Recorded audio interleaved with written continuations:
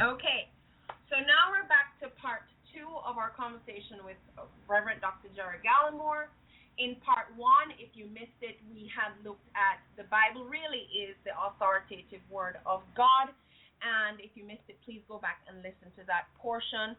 And now we're going to just look at, is Jesus really the master teacher? And I just want to again set a kind of a precedent.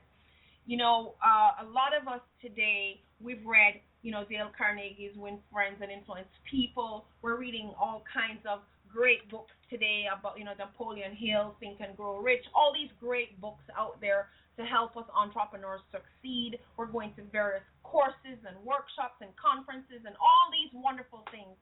And yet, a lot of us fail to not only look at the Bible as a resource, but look at the master teacher himself. And, a teacher can only take you so far, and then we have to look for a new teacher if we want to go to the next level. But Jesus is the master teacher, at least he is for me. And I would just like Dr. Gallimore to share why he's worth listening to, why he is indeed the master teacher and worthy of us to come to learn at his feet, imitate his actions, and just follow him. Share with us, Dr. Gallimore. Thank you. Well, without a doubt, Jesus is, as you say, the master teacher. And I think anyone who would read the scriptures, particularly the New Testament, will discover for themselves that is exactly who he is. To be a master teacher, somebody must have a full command of their subject matter. Also, I think they must have an understanding of the persons that they would teach, the person, their situations, their limitations, and their potential. If you're a master teacher, then clearly you have to have a good understanding of your students. The master teacher must be able to communicate effectively at the level of his students in terms and language and situations that they can understand. And in my view, to be called a master teacher, you must be able to demonstrate your mastery in each of these situations. For me, Jesus is without a doubt the great master teacher. And I would ask anyone listening to go back and read what is called the Sermon on the Mount. It is the sermon in Matthew 5, chapter 5, chapter 6, and chapter 7. And this is probably a concise account of the teachings of Jesus. And here Jesus discloses a full knowledge of the Old Testament. Now, incidentally, the Old Testament was already written and available. That was, quote, the Bible that Jesus would have used. He indicates here a full knowledge of the Old Testament, of its and of the culture of his own day. He begins that sermon, for instance, with the beautiful statements we call the Beatitudes, life-changing concepts of the characteristics of citizens of his kingdom. In that sermon, in that sermon, he gives us new concepts on murder, new concepts on adultery. And I don't have time to elaborate. You have to read that. But new concepts on divorce, on truth-telling, on going the second mile, loving one's enemies, on the question of giving, on how to pray, on how to select life's priorities, and gives us a cure for anxiety. Without a doubt, when one reads the Sermon on the Mount, you have a whole prescription as to how folks ought to live in this life. High principles. Again and again, we find in the scriptures, lots of his audience marveling at his teachings. It would say they were astonished, for he taught them as one who had authority and not like the teachers of his day. A master teacher indeed.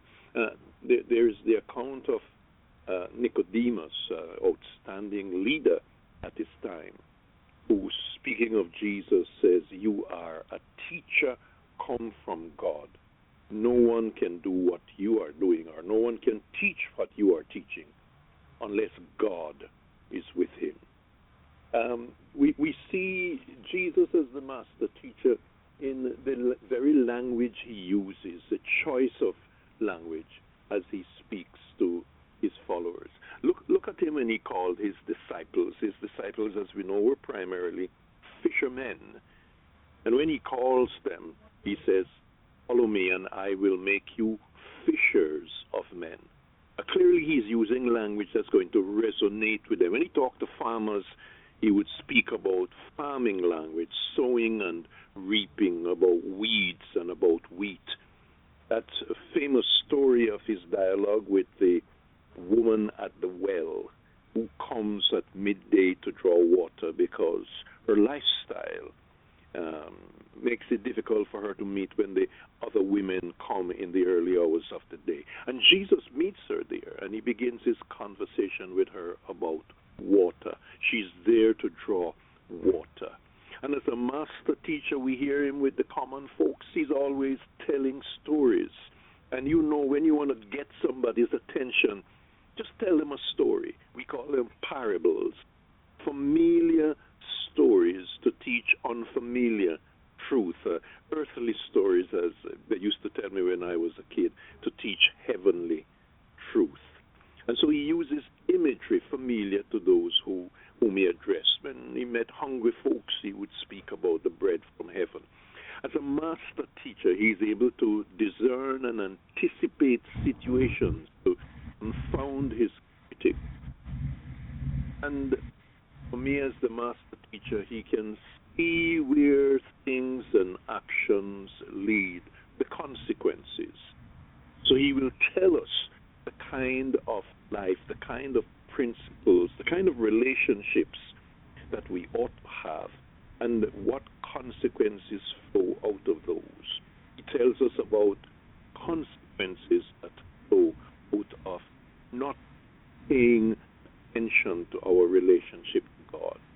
And he not only lays out the consequences, but as the master teacher, he provides answers. He gives us the way out, what we ought to do in order to avoid the wrong consequences and the wrong ends, and in order to achieve better consequences, better ends. In other words, he is the teacher of salvation. And the biggest challenge that we have is the question of how we live our lives morally, how we can overcome this question of sin and wrongdoing, and how we live and how we die. Jesus, as the master teacher, gives us all of that. Now, you mentioned that he is a teacher whose teachings and principles cover all areas of life. Certainly, it covers relationships, home relationships, business relationships. A number of the stories that he uses were, of course, business, the master with his servants, a businessman going away on business, and then trusting his operation to stewards. So you will find a whole number of management principles and a whole number of business principles also in the Word of God. I recommend that anyone listening would go back and truly read the scriptures. You want to get some principles for life. Go to the book of Proverbs, for instance. Short statements filled with meaning to give us guidance for daily living. In a world like this that has so much hatred and so much violence and so much terrorism and all kinds of hateful acts, the message of Jesus is a message of love, even for our enemies. And what a message that we need in times like these. Yes, without doubt, Jesus is a master teacher. And Luke 6, verse 40 says, students are not greater than their teacher, but the student who is fully trained will become like the teacher. And if we receive and accept that Jesus is the master teacher and we learn at his feet, we can be pretty much like the teacher. And so Yes. one of the things I'm trying He to calls us reinforce. disciple. The disciple is somebody who learns and seeks to reproduce the life of his master in his life. So yes. There's a book that was written about in his steps, challenging folks to walk in the steps of the master teacher, Jesus. And he taught his disciples, who in turn taught others who have come down the line and have taught us. It's been a teacher of teachers without doubt. And I wanted to just encourage the people, the Christians who have opted into this workshop, that while they go out there and seek all these wonderful earthly teachers, including a course like this one, that they are not to omit the duty of and the privilege of studying at the feet of the master teacher. And that was what I wanted to reinforce. And thank you very much, Reverend Dr. Gallimore, for your contribution to that. Thank you so much. Bless you. Bye-bye. Bye-bye.